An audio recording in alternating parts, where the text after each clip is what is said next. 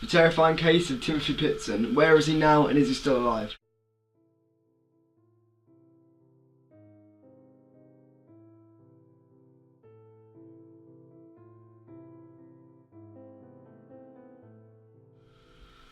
Hello you fabulous people, welcome back to my fabulous part of the internet on my fabulous YouTube channel. Woo! Yeah, the background's a little different because I'm recording this at my nan's house, so hopefully the editing, the quality hasn't gone down too much. If it has, I apologise. Look at this! It's March and it's snowing. Anyway, so I had no idea what I wanted to record for this video, so I took to Twitter, which is always a good place to go. And I found this really terrifying thread of tweets, and I thought I'd share them with you. This is the disappearance of Timothy Pitson. And I don't know if you can see, I'll probably put a picture up on screen, but that's him and his mum. I guess it was a normal day for Timothy and his mum.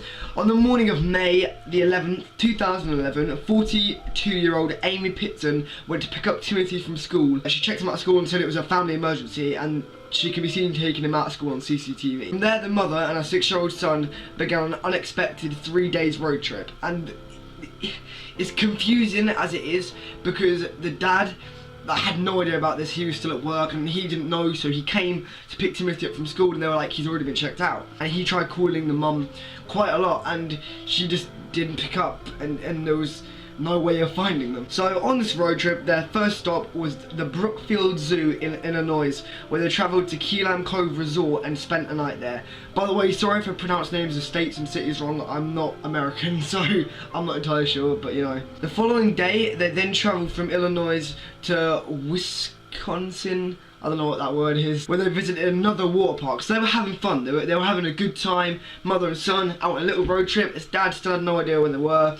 He kept ringing him, they just didn't pick up no matter what, and they just weren't, there was no contact made. But then Amy made contact with a family back home and told them they were both safe, but this was the last time that the relatives would ever hear from them. And that kind of creeps me out a little bit, because imagine getting that phone call. It would be very scary. This is where it gets creepy. At 7:25 PM, Amy was seen on a security camera at the Family Dollar store, but this time there was no sign of Timothy. So she walked into the store, but Timothy wasn't there. Her final journey was around 11 PM, where she checked into a motel, and the next day, Amy was found in the motel room with a slashed wrist and neck. So obviously this was a suicide. She had killed herself. There was a note and everything, and it's strange because Timothy wasn't there. Like, I get it, maybe it was a deranged mother because she had depression, maybe she had some other mental illness, she was deranged, and she wanted to just get away and kill herself and her son, but it doesn't make sense as to why the son wasn't there, because if he was, then why would she have moved his body? She's already dead, there's no way she can suffer any consequences whatsoever, and it's just strange. And she had mailed 2 letters to her family, which claimed that Timothy was safe and is with the people who loved him. Now that could mean some things. It could mean that he's with a secret family somewhere in the world we don't know, or it could mean that he's in heaven with God and all his angels and all that kind of thing. And that, I mean, it's weird because it's really unspecific what she meant by that. And she also left a suicide note that says she will never find him. That is what leads me to believe that maybe he is dead, but it just doesn't make sense to me as to why she would have moved his body, which is why I don't personally think she would have murdered him. Timothy's Spider-Man backpack, toys and clothes were all missing, as well as the clothes Amy was wearing. Oh, it's just, it's creepy. Amy's mother did say that Amy had suffered from depression, but she was not a crazy person. But obviously, any mother's probably going to say that, like, oh, my child isn't crazy, but there was no proof and no unexplored leads, so police can't really say whether Timothy is alive or dead. It's so confusing because the letter was so indirect and strange that you can't tell from the letter if Timothy is alive or dead, and you will never find him. It sounds very final.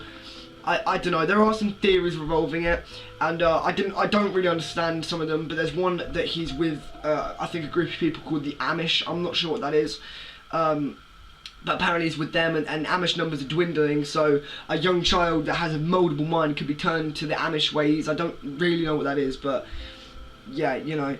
There's an age progression picture of what Timothy might look like as an 11-year-old, and not gonna lie, it looks pretty good, I'm not gonna lie. And that's the end of the thread, and it just creeps me out because what could have happened? What made her want to leave? And there are a few theories surrounding it that, like, maybe the dad was abusive and that's why they wanted to get away from him, because part of me just doesn't think that it would happen if something bad was happening at home, do you know what I mean? And also, there had been like issues in their marriage, but the mother didn't want to file a divorce because she thought she would lose her son, because she had mental health issues for depression, and the custody would go to the father most likely in court. And that is, to lose your child would be a pretty big deal. She really didn't want to have a divorce, so she thought the only way out was death for her and her son. I don't know, guys, it's really creepy. It's up to your interpretation though. If you guys like this video, please leave it a thumbs up. If you didn't, leave it a thumbs up anyway, because why not? And I'll see you fabulous people in the next video. Goodbye. Real quick, guys, I just saw this thing, and it kind of backs up my suspicion that the reason she went away was because her marriage was abusive. It says, maybe if Jim and I had been better, it would have been okay, but everything fell apart, and this time there was just too many pieces for me to pick up again. I can't take the chance of Jim hurting Tim because of my choices, so I've taken him somewhere safe. He'll be well cared for and says that he loves you. Please know there is nothing you could have said or done that would have changed my mind. I'm sorry for the hurt and difficulties I know you're going to face. I just hope you will be able to forgive me someday. And that gave me chills just reading it, because the fact that the mother wrote that, saying that Jim, her husband, it makes it sound like he's being abusive, and also just like the fact that she wrote that and then she died and now her son is nowhere to be found. It's just really creepy. Creeps me out, guys, but yeah, that's what I found. There'll probably be an update on this maybe in a few months, but if not, then I'll see you guys in the next video.